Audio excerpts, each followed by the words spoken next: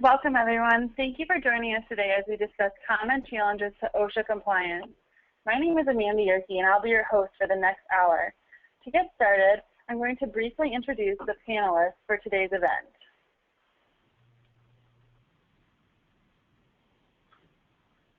As I mentioned, my name is Amanda, and I'll be your moderator. When I'm not hosting webinars, I'm the Business Development Lead here at Quantum. I'm joined by Steve Russi, Quantum's Director of Technology, and Ashley Breitner, the Business Unit Manager at Nsf International. Today, we will be diving into the GHS deadlines established by OSHA, specifically the enforcement guidelines and extensions that were published recently. We'll also be discussing the components of your SDS, GHS labeling requirements, and legislation's impact on product registration. Before I introduce our first presenter, I'd like to address a few organizational items. If you would like to ask a question, please enter it in the question box on the right-hand side of your screen. We will leave time at the end of the webinar to address all of your inquiries. Please know that the session is being recorded. Tomorrow, you will receive an email with a link to this recording. Feel free to share the information with your coworkers and your clients, as it may be beneficial to them as well. Without further ado, I'm excited to announce our first panelist, Steve Russi. Steve is the Director of Product Development here at Quantum Compliance. In his 26th year with the company, Steve has continued to contribute to the design and implementation of all Quantum products. Steve is currently Quantum's in-house GHS expert. With over 11 years of experience in GHS regulations, Steve's expertise is built on a foundation of industry information. Steve has orchestrated the implementation of a global SDS generation and delivery system. This project included implementing software across 6 continents and 35 languages based on a tight integration with the client's ERP system. Steve's wealth of knowledge and experience has enabled him to help clients navigate the complicated pathway to OSHA compliance. In addition to Steve's impressive experience, I'll also touch on Quantum's history as a corporation. For the past 30 years, Quantum has been helping companies increase productivity using information technology to comply with regulations. Quantum focuses on developing commercial information management tools for environmental health and safety experts. We provide extensive professional support services, including consulting, training, data entry, software maintenance, implementation, and software customization. The extensive industry experience of Quantum's employees are one of the keys to our success. Here at Quantum, we're determined to help you protect your employees' health and safety in the workplace, reduce your risk to exposure associated with noncompliance, improve the efficiency of your current H&S information management processes, and shift your focus from compliance to sustainability and corporate social responsibility. Hi, this is Steve Russi, and first of all, I'd like to talk to you about who and why we're doing all of this, reviewing the upcoming deadlines, talk to you a bit about OSHA's new enforcement guide, and then some common questions that I get a lot about the process of the SDS and the details on the SDS. So the upcoming deadlines, as you probably should be aware of at this point, the first one's only 47 days away on June 1st, is for manufacturers, that is to say anyone who creates, formulates, or imports a chemical or a mixture of chemicals. On June 1st, all of the labels and SDS on the shipments going out of your facility need to be compliant with OSHA's HAZCOM 2012, which is the GHS standard. On December 1st, this rule now apply to distributors. By a distributor, that's someone who is a reseller or a warehouser of chemicals. So someone who does no repackaging or mixing or formulating, but just stores and resells. They must, after December 1st, have anything that leaves their facilities must be properly GHS labeled and GHS SDSs. On February 9th, OSHA's Director of Enforcement Programs issued a memo to the regional administrators which provided enforcement guidelines on the June 1st deadline. for compliance with HAZCOM 2012. The memo described their enforcement position for manufacturers and importers, including product formulators, that have exercised reasonable diligence and good faith to classify their chemical mixtures according to HAZCOM 2012, and who consequently developed compliant SDSs and labels. The memo recognizes that due to circumstances beyond their control, some manufacturers have not received classifications and SDS information from upstream suppliers of raw materials. In addition, the enforcement guideline addresses when the manufacturers must develop compliant SDS and labels after receiving their upstream supplier SDS. The memo also discusses how this guidance affects distributors. Note, there are some exceptions in here that I'll discuss for those who have gone through this reasonable diligence, but no exceptions are made for manufacturers of pure chemicals. This only applies to folks who do mixtures and formulations.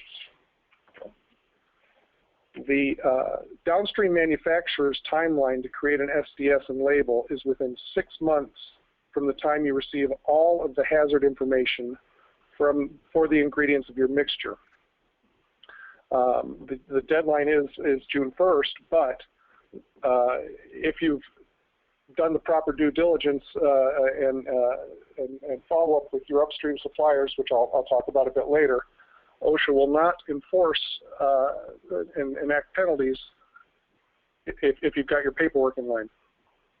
Manufacturers can continue to use the 1994 compliant labels until December 1st, 2017 if they've met the 5 criteria that prove good faith. Okay. Distributors have the same burden of documentation and reasonable diligence as the manufacturer regarding the circumstances of the manufacturer's noncompliance. So basically, if they can comply, if they can prove that they've done due diligence with their manufacturers who are supplying them, then they can also probably be safe. Okay. I mentioned good faith and reasonable diligence. What does this mean according to OSHA, according to their enforcement guide? Now, please keep in mind that this is a guideline, and you really, by law, need to have everything in place by June 1st.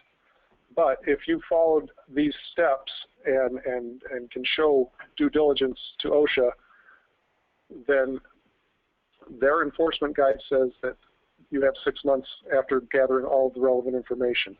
But what you need to do is make sure that you've documented requests for information to your upstream suppliers for the GHS classification information or current SDS, or developed efforts to find information from an alternate source.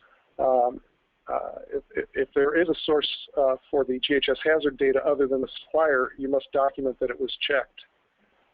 You must provide a written account of any dialogue with upstream suppliers, including copies of all the relevant communication. Provide a written account of a dialogue with distributors and show dated copies of any relevant communications regarding why compliance was unattainable, and then implement a course of action for any necessary changes. The OSHA memo of enforcement then had 3 questions and answers, which I'd like to read, because it kind of sums up the whole thing pretty nicely. Question 1 was, has the June 1st effective deadline been extended for all manufacturers or importers to produce HCS 2012 compliant SDS and labels? The answer is the deadline has not been extended for all manufacturers, importers, and product formulators. However, manufacturers and product formulators of mixtures that have made reasonable and good faith efforts to meet the effective date, but due to circumstances outside their control, i.e., they have not received upstream suppliers' classifications and SDSs, have not been able to do so, will be allowed a reasonable time period to come into compliance. Question 2 deals with distributors. I'm a distributor that has pallets of existing stock of individual containers with 1994 HAZCOM compliant labels on them. Do I need to remove the old label from each container and replace it with a new 2012 compliant label? And their answer is the distributor may maintain the 1994 compliant labels on its existing stock until the effective date of December 1st, 2015. On that date, the distributors shall not ship chemicals without the 2012 compliant labels.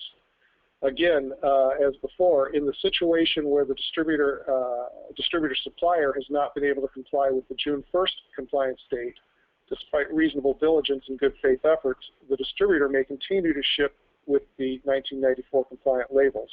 The distributor must be able to document its communication with the supplier to determine circumstances circumstances for the supplier's noncompliance. The third question deals with employers. I'm an employer and have not received updated SDS or labels from some of my hazardous chemicals I use in my business. Will OSHA issue me a citation? The answer is no. Once you've received the 2012 compliant SDSs, you must maintain them. Once you receive the 2012 compliant labels, you may either maintain them on the chemical containers or follow workplace labeling requirements contained in the new OSHA regulation.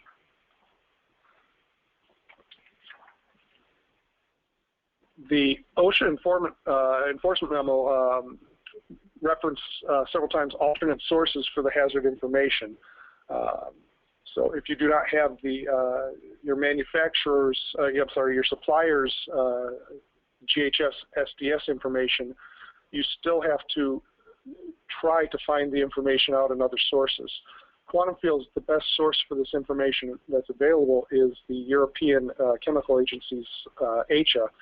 What ACHA is a clearinghouse for the information gathered during the European REACH registration.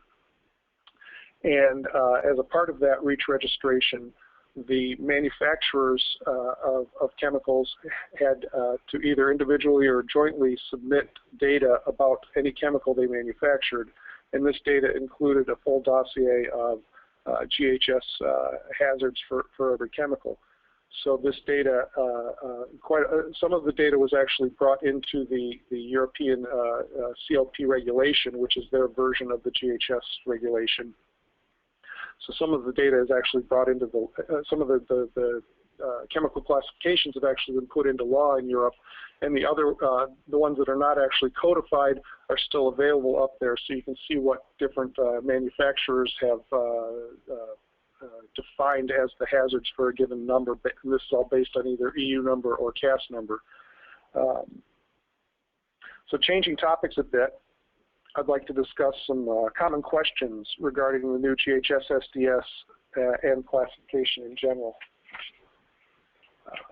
It's required in many countries and best practices in the others to display the GHS classification of ingredients in Section 3, where you have the chemical ingredients listed. So what you'll see many times is the chemical ingredients listed, and next to them you'll see GHS classifications. A question I get quite often is the product classification, which is shown in Section 2, oftentimes does not agree with the Section 3 data, and that can be very confusing to some people. Well, please keep in mind the Section 3 data. If there is classification data in Section 3, that refers to each of the ingredients as a whole. So, for example, if you've got 5% of isopropyl alcohol in your product, you'll have a classification in Section 3 of all the different GHS classifications for isopropyl alcohol, flammable liquid, and I believe it's an eye and skin irritant, that sort of thing. But it might be diluted enough in the product that your product as a whole does not have that classification. So that's one of the questions I get an awful lot. People are very confused because they say, well, my chemical isn't a flammable liquid. Why does it show up there? And that's often the reason. GHS has provided a mechanism to calculate toxicity of mixtures based on the known toxicities of ingredients. This lovely little formula here is basically just a glorified weighted average. It's not as scary as it looks.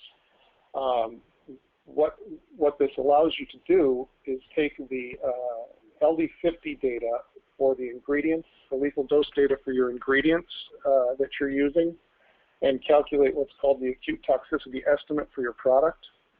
And then you compare this acute toxicity estimate to the table in the GHS, what they call the purple book, which is the GHS rule book. And for example, if your weighted average for your oral LD50s comes between 300 and 2,000, then the chart tells me that my product as a whole is going to be a H301 tox gets swallowed, which is the acute oral category 4.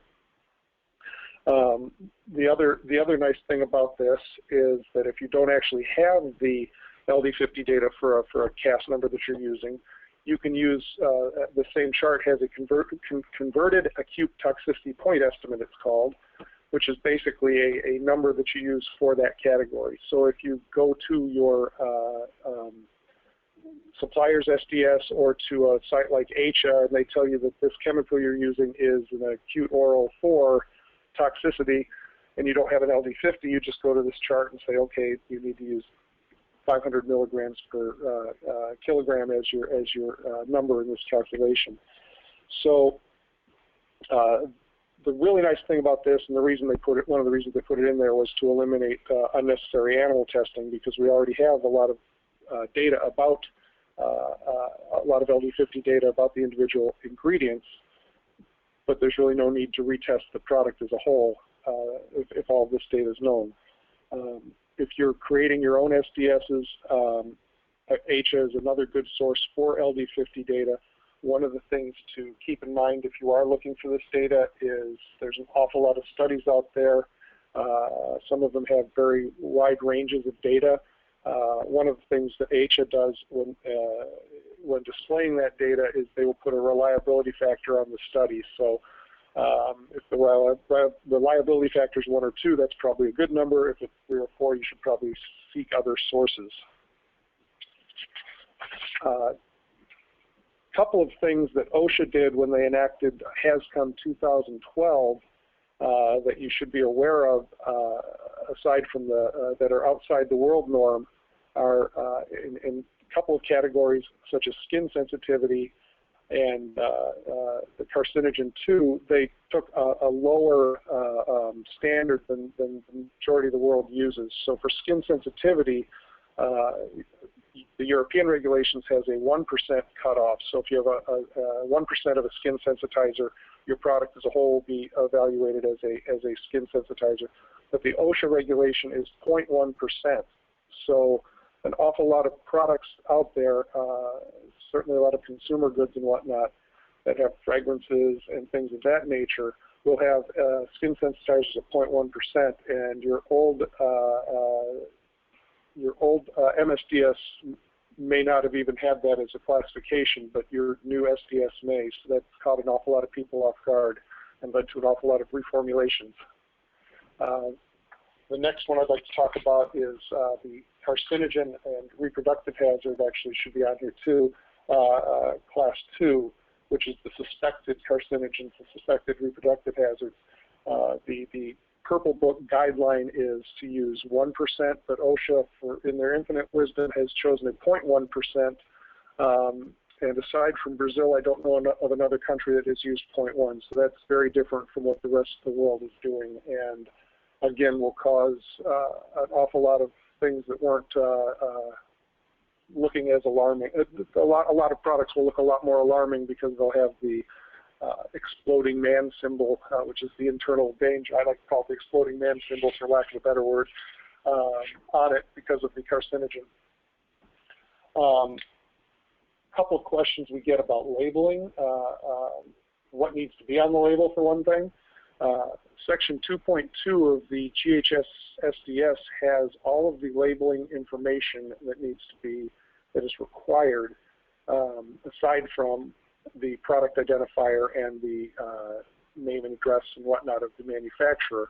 What needs to be on there are any GHS pictograms that are applicable for the product, any hazard classes that are applicable for the product, and the precautionary statements, storage, disposal, and whatnot that are applicable to the product.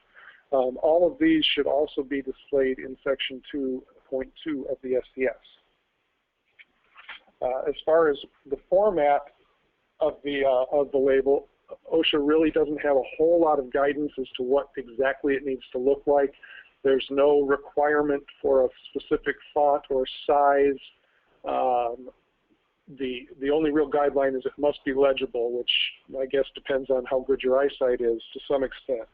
The pictograms on the label must be in red with the black background. On the SDS, they can be in black and white. Another thing that OSHA's done is there is no exemption, rather, for size of the container. In Europe, for many different types of products, if it's below a certain size, you do not need to label it using a GHS label. You just need to reference where you can go find the information. But for OSHA, there is no such exemption, which has caused quite a few, some consternation for some of our clients who make like laboratory test kits and whatnot, where you've got a tiny little vial of something are required by OSHA's ASCON 2012 to label those things using a compliant OSHA label. Thank you, Steve. Now we're going to hear from Ashley Breitner, who will discuss GHS's impact on product registration and certification. Ashley is the business unit manager of the NSF International Consumer Products and Non-Food Compounds Program. She has worked at NSF for 7 years and oversees all aspects of NSF's Non-Food Compounds Registration Program by leading the development of new service offerings, improving existing processes, enhancing customer service, and representing NSF at industry events and conferences. Ashley also works closely with NSF certified companies and industry stakeholders, assuring them that NSF programs continue to utilize the most up-to-date regulatory requirements and industry best practices. Her expertise in the NSF certification and regulatory compliance process continues NSF's mission to protect and improve public health and safety. NSF International is a public health and safety company, a not-for-profit, non-governmental organization, the world leader in standards development, product certification, education, and risk management for the public health and safety. For 60 years, NSF has been committed to public health, safety, and the protection of the environment. Thank you, Amanda, and good afternoon, everyone. So I'm here today to take a little bit of different angle on the impact of GHS and these implications that OSHA has all of you working on probably in your day-to-day. So what I want to do today is focus in on, as you're making changes to your labels specifically, how making changes to those labels not only to make sure they're in compliance with these OSHA requirements, can have an impact on other things pertaining to your products. More as a reminder than anything, but to also draw your attention to where these changes could really have an impact. So ask yourself the questions, do you have other types of product certifications or registrations on the products in addition to meeting your requirements for OSHA. Those things include anywhere from ISO certifications, so through the International Standards Organization, third-party registrations, like you may on some of, if you're a chemical supplier specifically, have with NSF, and I'll explain a little bit about what we do in that industry. Halal or kosher certifications, different EPA approvals on these chemicals. If you have any of those kind of third-party certifications or registrations, this is something you want to pay attention to, whether you're working with NSF or not. If you're working with any other type of third-party registration or certification, this is something that could impact you. Could changing the product labels for GHS impact the registration and certification? So for the NSF non-food compounds registration program specifically, I'll use it as an example today of how changing your labels for GHS could really also impact these other areas also. The non-food compounds program that we administer at NSF, for those of you that may be familiar or not familiar with it, is specifically for products typically that are for use in and around food processing areas. They may be in food manufacturing facilities, or food production facilities.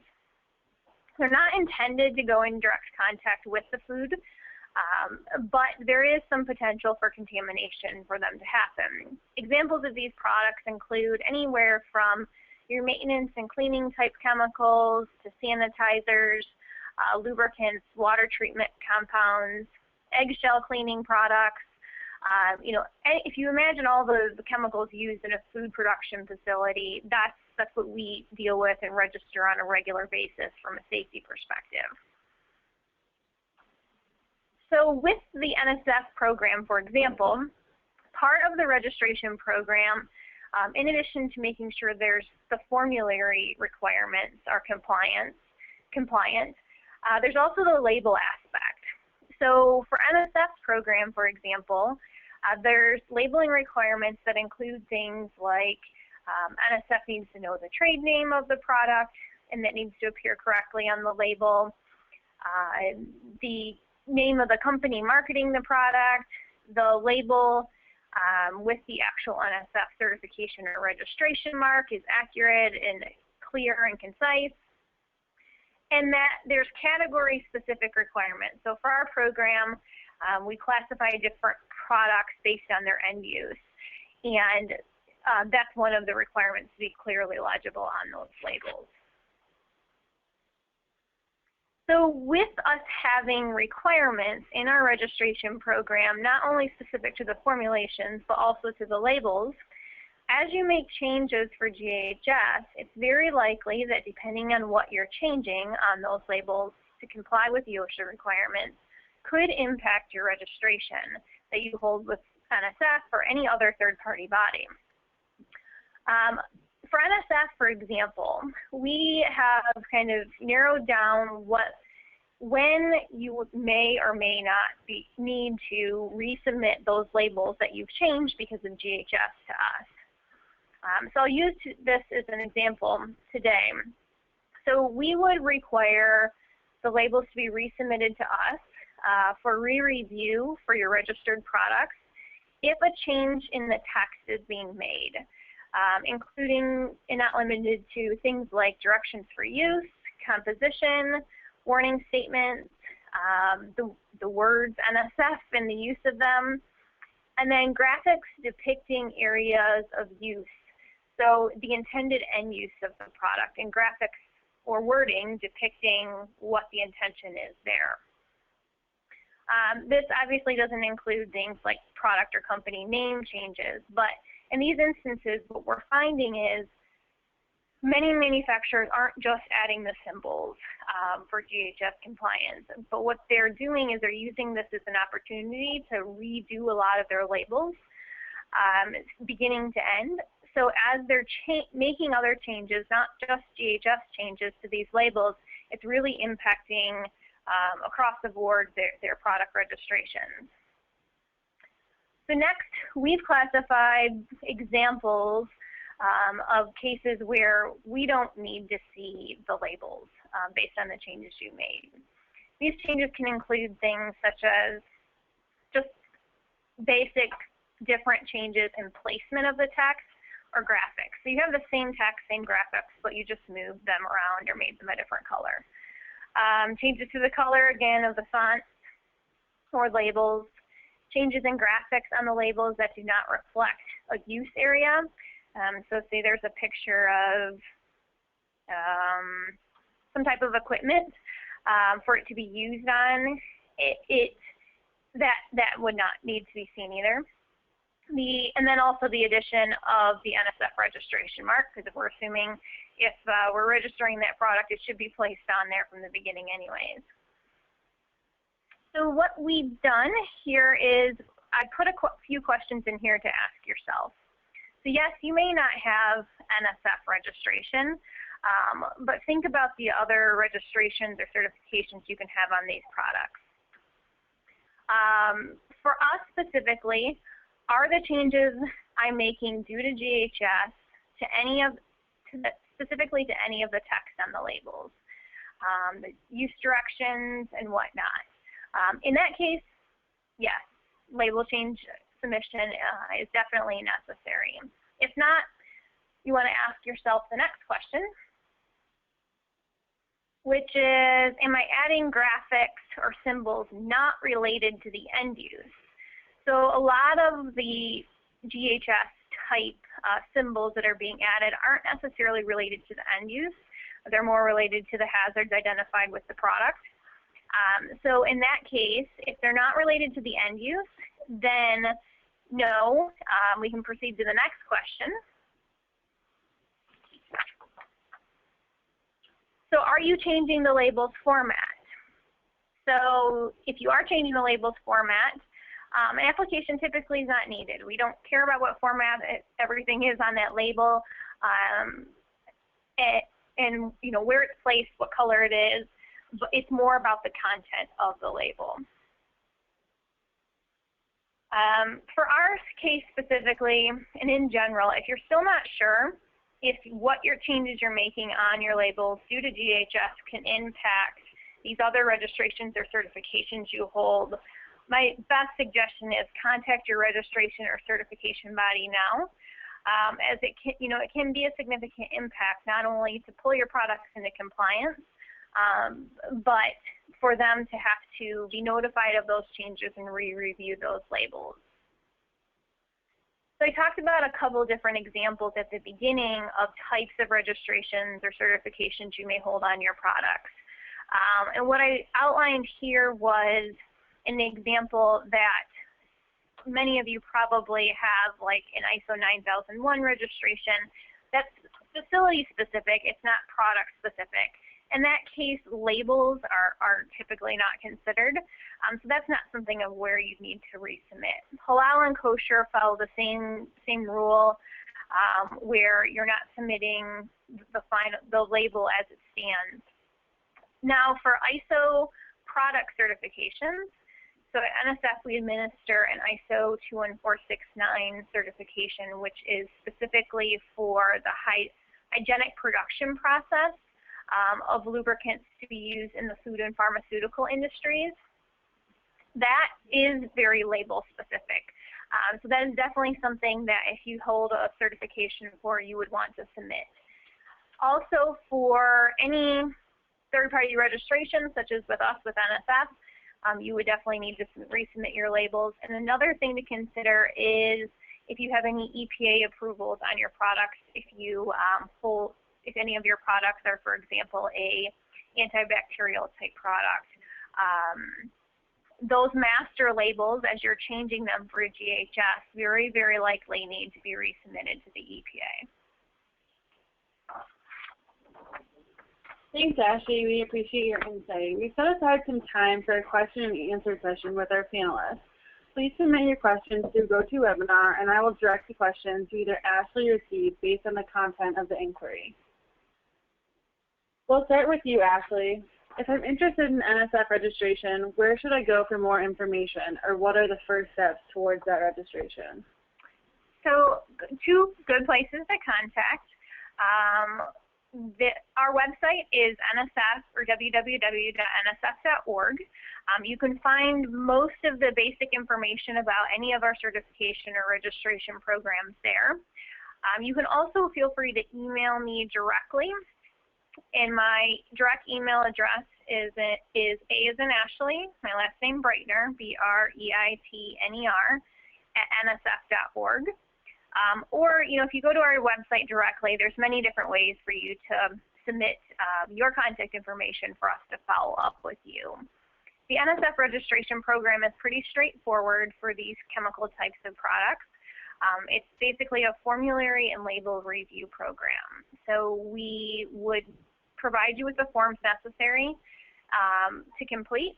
You complete the formulation forms, can provide the labels, and then our toxicology and program staff would review those for compliance with the requirements.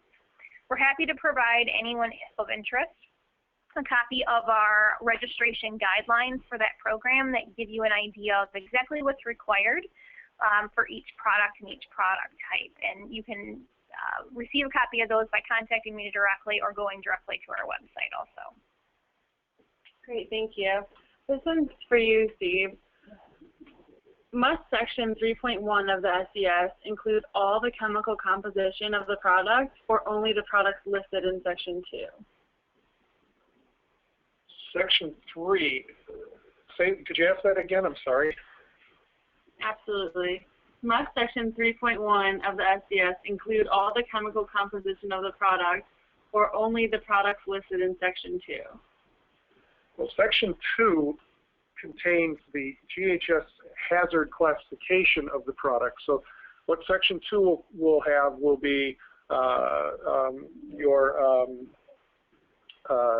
toxic if swallowed or skin irritant, eye irritant, that sort of thing that applies to the entire product. Section 3 will contain each of the hazardous chemicals and their quantity in the product. And then, as I mentioned earlier, many times people will put the GHS classification of that chemical in Section 3. It is not an OSHA requirement to do so, but that's kind of a best practice. I'm not entirely sure I answered the question that was being asked. So if I didn't, please follow up with another question. Great, thanks. Steve, this one's also for you. You mentioned that EU has a size exemption for the inclusion of the GHS label. Is there any organization discussing with OSHA to reevaluate the size exemption issue for the U.S. market? Yes, I believe there are several. I don't know the specifics of that, but I have heard stories of many people asking OSHA for many exemptions, and almost all of them have been categorically denied. So I don't know that that's a very fruitful line of inquiry, but you certainly can try. Thanks. Steve, what is required on a GHS label for a chemical that is not considered hazardous? Well, by law, you do not need a GHS label if the product is not hazardous via GHS. Now, what I would suggest you do is make a label that looks like all of your other labels if you do have products that are GHS hazardous and some that aren't. And on the label, I would suggest making some sort of statement that says there are no GHS hazards, there are no GHS precautionary phrases. Again, there's no guidelines or regulation in OSHA HazCom 2012 that states you have to do this, but I think that the consumer of the product would probably, it would just eliminate an awful lot of hassle on your end if you state that you have, basically by doing this, you state that we've done this review and this product is not GHS, hazardous under GHS. Great, thank you. Ashley, what are the benefits of having a certification like NSF? Any type of certification that NSF administers, there's mainly two benefits. One is really that third-party validation that your products are compliant with the requirements and the regulations that exist for that particular industry. You know, we can claim all day that we're compliant with regulations. Our clients, you know, typically believe this to some extent, but really having that third-party certification or registration on a product, it helps to provide them a lot added reassurance that a third party has objectively looked at it. So we're held to very high standards by being a certification body, that we have to remain biased, and we're audited very closely on an annual basis to make sure we're holding to those standards. So it's really a good third-party look at it. The second biggest benefit of it is, you know, NSF has a very good reputation in public health and safety, whether we're talking in the food safety industry, water safety, sustainability sectors. So across public health and safety, and being able to place the NSF mark on your product gives it a lot of extra validity in the public health and safety realm, whether it's a regulator looking at that product through inspection, or it's a client looking to source the product. Great, thank you. Okay, this one's for you, Steve. OSHA HAZCOM 2012 has required standardized hazard statements, signal words, and precautionary statements. The hazard statements and signal words will mostly be new. Is this what you mean by warning changes? Was that actually referring to the labels, the warning changes you had on the label? It could be. Yeah. So I think that might be referring to how or when you would need to recertify, and I believe that was exactly what you were talking about with the prescribed GHS phrases that need to go on the label. Those would be different. Almost, I would imagine, almost every label will be a bit different because GHS says you must use this wording from your old labels. Great, thank you. Steve, this is for you as well. If a mixture, finished product, is not in Appendix A of the hazardous listing, how can we classify? And to elaborate, can you explain what Appendix A is referring to? Sure. Appendix A is the OSHA version, if you will, of the GHS's Purple Book classification scheme. And as I mentioned in the slides earlier, there are a couple of changes to it from the standard GHS, mainly the cutoffs for skin sensitizer, reproductive hazard 2, carcinogen 2, and whatnot. And it's not uncommon at all to go through all of the classification scheme and come up with a product that has no GHS hazards. I believe that's what the question is actually referring to. And much like the previous question about the labels, when we generate an SDS for a chemical that has no classifications, what we do is very specifically in Section 2 say no GHS categories, no GHS precautionary phrases. So very obvious to the reader that the product has been evaluated and that there are no GHS hazards. Even though again, there may be chemicals in the product that are in and of themselves hazardous, when they're all mixed and diluted, the product as a whole may not be. I think that answers the question. I think that's what you're asking. Great. Steve, when may ranges of concentrations be used in Section 3 for the hazardous ingredients? So that's a very hotly debated topic. And I don't have the exact wording in front of me. That was something I should have brought with me because I could have guessed this question was coming up. But OSHA has a statement in the HAZCOM 2012. It's actually, I believe, the same statement that was in the previous HAZCOM that talks to trade secrets. And in it, there are a couple of different situations where you can use a range or claim it. You can use a range if from batch to batch there's differences. But it also says in there you can use a range if you're claiming a trade secret. So almost every SDS you see will have a range. And in the ones we produce, we actually quote the paragraph in the regulation with some sort of statement that says something along the lines of ranges withheld due to the trade secret clause, blah blah blah blah blah. So in our interpretation of the trade secret clause, if you are claiming that your product is a trade secret, which most people will, you can put a range in there instead of the exact percentage. Great, thank you. This one's also for you. What should I start doing right now to prove the good faith effort to OSHA that you discussed in your presentation?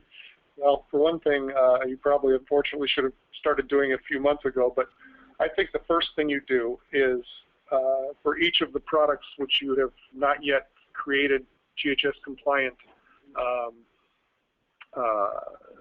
SDSs and labels, you need to document each of the raw materials you use and your efforts to get the GHS information from the supplier. So you need to contact the supplier of each of the raw materials and say, do you have the GHS information for this product? And if they don't, if you have the old SDS and it has the cast numbers and whatnot, can you go to a source such as the AHA website and find that information? And if the answer is no to both of those, as long as you've documented that, I think that you're covered. You have to continue to stay on it, though. So I don't think it's just a one-time thing. I think you have to then, document that you've followed up with the supplier, periodically. I'm not entirely sure what OSHA would consider a reasonable time frame, and I think that would probably depend on who comes out to audit you if you do get audited. Great, thank you. Ashley, this one's for you. Are there additional certifications like NSF that are impacted by GHS regulations?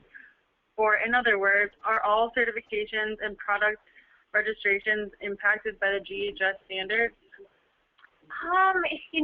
There are many different certification registration programs out there and across the world. The main ones that I listed there, being NSF, any type of EPA registration you have on the products, any type of ISO. The main thing would be is if the registration or certification you hold is product specific and you know that labels are part of that registration or certification, that would be both be a good indicator that it could have an impact. Great, thank you. Steve, is the aquatic symbol a GHS OSHA requirement? No, when OSHA enacted the HAZCOM, when they brought GHS into the HAZCOM 2012, they made the aquatic toxicity non-mandatory because they believed that was under the EPA's realm. They also made Section 14, which is the transportation section, non-mandatory because they believe that that's under the DOT's realm. Now, having said that, most companies I've seen are putting that information on the SDS, because even though you're not going to get dinged by OSHA for not having it, your customers will probably expect it. It is not part of the HAZCOM 2012, though. You do not need to have that information on there, but it is probably best practice to do so. Great. Steve, this is also for you. I'm popular. Can we use the trade secret disclaimer? What are the requirements? What do we need to disclose?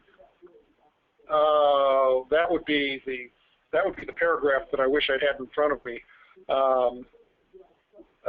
Basically, I'm going to have to defer that, and maybe we can post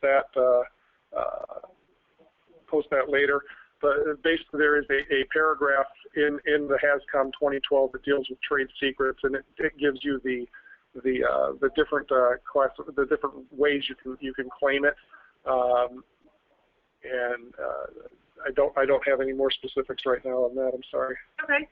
Do you need GHS labels on secondary containers in your workplace that are not leaving the building as finished goods? That is a very good question that I'm not entirely sure I know the answer to. If the container is standalone on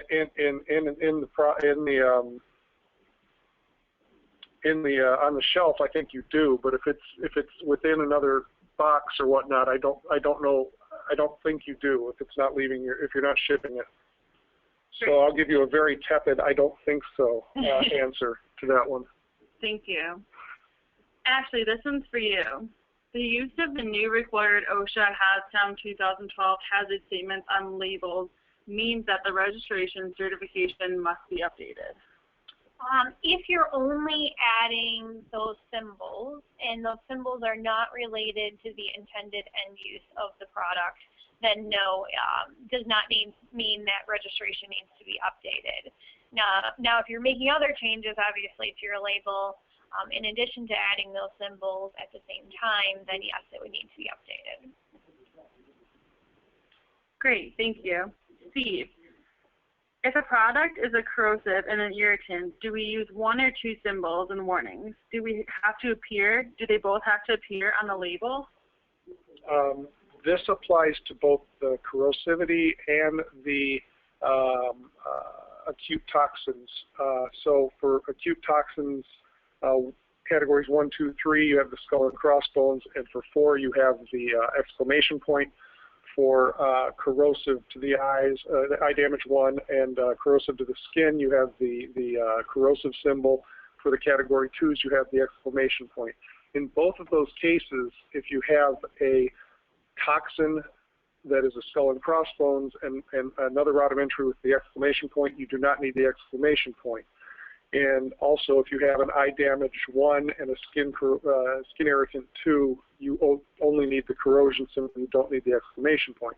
However, if you have the exclamation point coming from irritant, from something like the toxin, category 4, and the corrosive symbol coming from the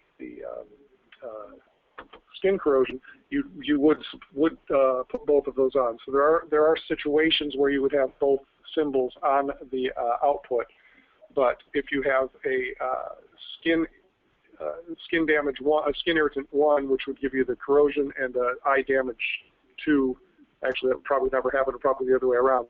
That would give you the exclamation point. You would just use the more the scarier of the two, if you will. Great, thank you. When I see an NSF mark on a consumer product, does it mean that the product is safe for use? Ashley, this one's for you. That's a good question. Depending on what the consumer product is that you're looking at, each one of our certification programs at NSF, depending on the product type, does have a different set of criteria. But in general, that product has been third-party evaluated, whether to meet industry standards, regulations, safety and performance standards.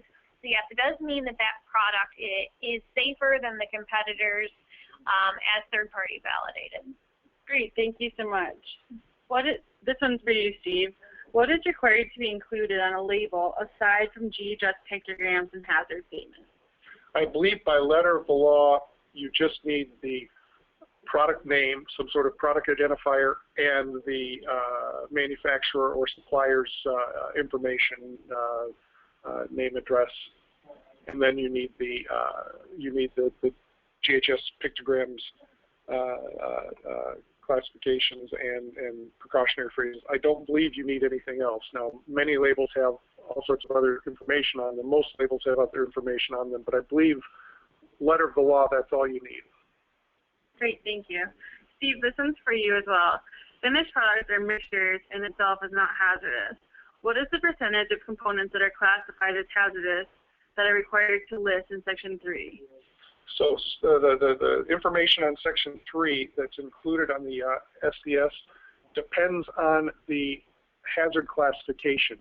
If you have something on your SDS that is a carcinogen of any kind, it has to be disclosed at 0.1%. So a carcinogen, mutagen, skin sensitizer, reproductive has, those all have to be displayed on Section 3 at 0.1%.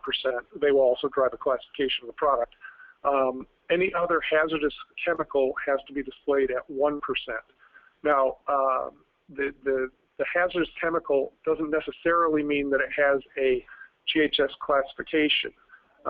You may find something that has a airborne dust hazard, so it'll have a dust TLV, or a oil mist that is almost a food grade product, but if the oil mist is in there, it has a 10 TLV. So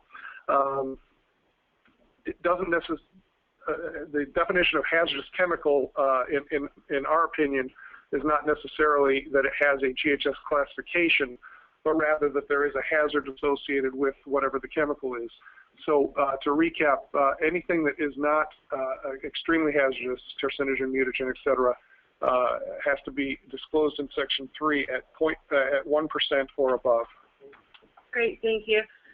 Ashley, I'm going to give it back to you. We had a question earlier about hazard symbols and hazard statements. I was hoping you could clarify. Yeah, so if, on the slides there, as I had said, if the hazard symbols are literally the only thing that you are adding to your labels from the already approved as registered labels, As long as those hazards don't have anything specifically to do with the particular end use of the product. So if they're literally just hazards, like hazard statements, at the NSF program specifically would not have to re-review those labels. If there are other changes being made to the labels at the time, that's a different story. But if you're purely adding the hazard statements, then, or excuse me, the hazard symbols, then no. Great, thank you. Steve, do we have to utilize all the hazard and precautionary statements that are listed in the GHS Purple Book? There are a few of them that are non-mandatory, such as, and they will often have like a dot dot dot in the middle of the text that's in the Purple Book, such as, try to think of an example. A few of them will have follow first aid statements on label, and that would only be appropriate if you had a first aid statement on the label. So there's a few of them that will reference data on the label and or other information on the SDS, and if you don't have that, then those statements are not necessarily needed. There's a couple of others on there where the one is a subset of the other. So there's like an avoid dust mist spray, and then there's an avoid dust mist vapor spray or something along those lines. And if you had things that triggered either one of those, you would only need to put the one that had all of the classifications. So there's a few exceptions, but for the most part, if you have, you know, according to the Purple Book, if you have this classification, these are the P phrases you need to put on there. They all need to be on the SDS and label. Great, thank you so much. Ashley, I'm going to throw back to you one more time just for a little bit more clarification on the differentiation between text and symbols.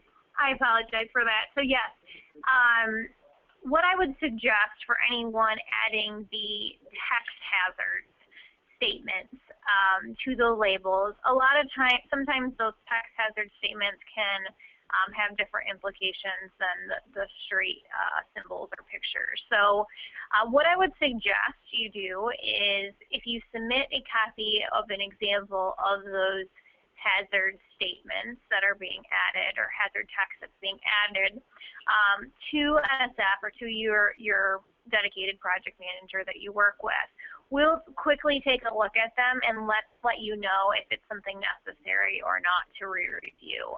I don't want to say yes or no because sometimes those statements can imply a little bit more than purely the symbol.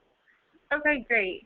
Steve, if we have a product with multiple medical precautionary statements, can we only use the highest severity statements or should we list all of them?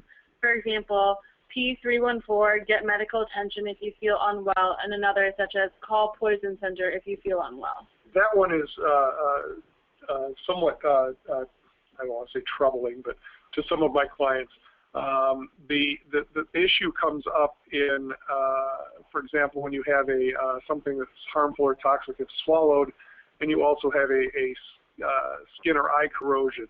The toxic if swallowed will give you the harmful if swallowed rather will give you the if you feel unwell statement, and the corrosion I believe says contact poison control center, the 314. I might have those mixed up.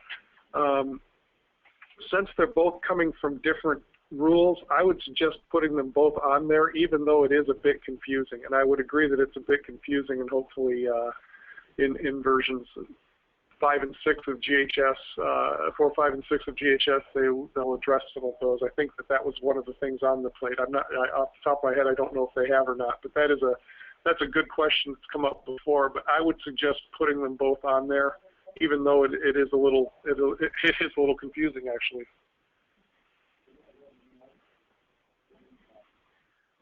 Great, thanks. That's all we have time for today. If we didn't get to your question, please feel free to email me at amanda.y@usequantum.com, and we'll be sure to answer it right away. We're extremely grateful for the opportunity to share our regulation expertise with you. Again, thank you for your time. We hope you have a great day.